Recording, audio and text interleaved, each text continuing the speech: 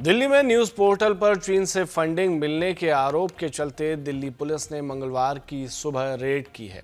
इस रेड में कुछ समाचार पोर्टल, न्यूज क्लिक से जुड़े कई पत्रकारों और उनके घरों की मिलाकर कुल 30 से ज्यादा ठिकानों की तलाशी ली गई। ये तलाशी दिल्ली पुलिस की स्पेशल सेल ने ली है।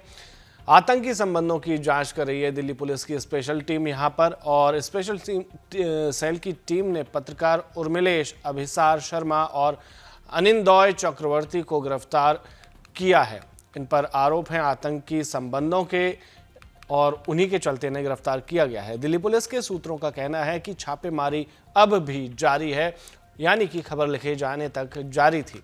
इन पत्रकारों के खिलाफ यूएपीए यानी कि अनलॉफुल एक्टिविटी प्रिवेंशन एक्ट के तहत और आईपीसी की धारा 153 ए यानी कि विभिन्न समूहों के बीच दुश्मनी पैदा करना, 120 बी आपराधिक षड्यंत्र रचना के तहत 17 अगस्त को मुकदमा दर्ज किया गया था। साथ ही 2021 में न्यूज क्लिक पर अवैध फंडिंग को लेकर केस भी दर्ज हुआ था। ये जान लीजिए। यह संदिग्ध और अवैध फंडिंग चीनी कंपनियों द्वारा न्यूज क्लिक को मिलने की जानकारी तब बाहर आई थी। इसके बाद ईडी ने मुकदमा दायर किया था, लेकिन तब हाईकोर्ट से न्यूज क्लिक को राहत मिल गई थी। दूसरी तरफ न्यूज क्लिक के ठिकानों पर हुई छापेमारी के बाद केंद्रीय मंत्री अनुराग ठाकुर ने कहा कि जांच एजेंसियां स्वतंत्र हैं और वे अपनी कार्रवाई नियमों को देखकर करती हैं। साथ ही उन्होंने कहा, मुझे इसको न्यायोचित ठहराना ठीक नहीं लगता। अगर किसी ने गलत किया है तो उस पर जांच एजेंसियां काम करती हैं। यह कहीं नहीं लिखा कि आपके पास गलत तरीके से पैसा आया होगा, आपत्तिजनक कार्य हुआ होगा तो उस पर जांच एजेंसी काम नहीं कर सकती। जांच एजेंसियां स्वतंत्र हैं और वे अपनी कार्रवाई नियमों को देखकर ही करती हैं। और क्या कहा केंद्रीय मंत्री अनुराग ठाकुर ने, आइए सुनते हैं। देखिए, मुझे जस्टिफाई करने की जरूरत नहीं है। अगर किसी ने गलत किया है तो उसके ऊपर जांच एजेंसियां काम करती हैं, और ये कहीं नहीं लिखा कि आपके पास अगर गलत तरीके से पैसा आया होगा, आपत्तिजनक कोई कार्य होगा तो उसके ऊपर कोई जांच एजेंसी कार्रवाई नहीं कर सकती। जांच एजेंसियां स्वतंत्र हैं, वो अपनी कार्रवाई नियमों को देखकर करती है।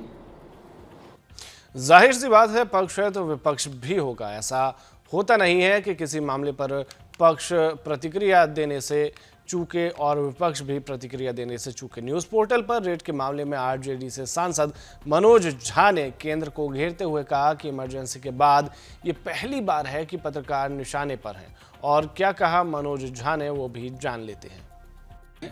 समझता हूं इससे ज्यादा दुर्भाग्यपूर्ण और दुर्भावनापूर्ण कार्रवाई ठीक गांधी जयंती के पश्चात कोई नहीं हो सकती थी।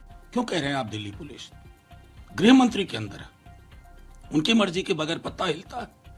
जो लोग आपसे सवाल पूछे, जो आपकी भजन मंडली में शामिल होने से इनकार करते हैं, आप उनके साथ, ये आपका स्टैंडर्ड ऑपरेटिंग प्रोसीजर हो गया।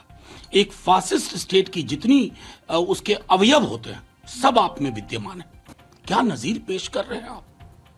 अगर मैं आपातकाल के उस छोटे से दौर को छोड़ दूं, आज तक आजाद हिंदुस्तान में किसी भी सरकार ने अपनी आलोचना करने वालों के प्रति इस प्रकार की दुर्भावनापूर्ण वेंडेटा की कार्रवाई नहीं की है।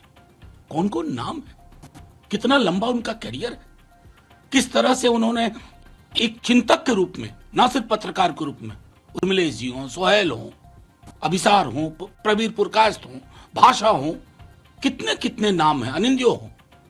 क्या है आपको गुरेज? क्या है ये? कोर्निस नहीं कर रहे हैं आपके सामने, जी हुजूर नहीं कर रहे हैं। ये नहीं कहते हैं कि राजा तेरे सुबह की जाए, राजा तेरे शाम की जाए, क्योंकि उनको प्रजा से मतलब है।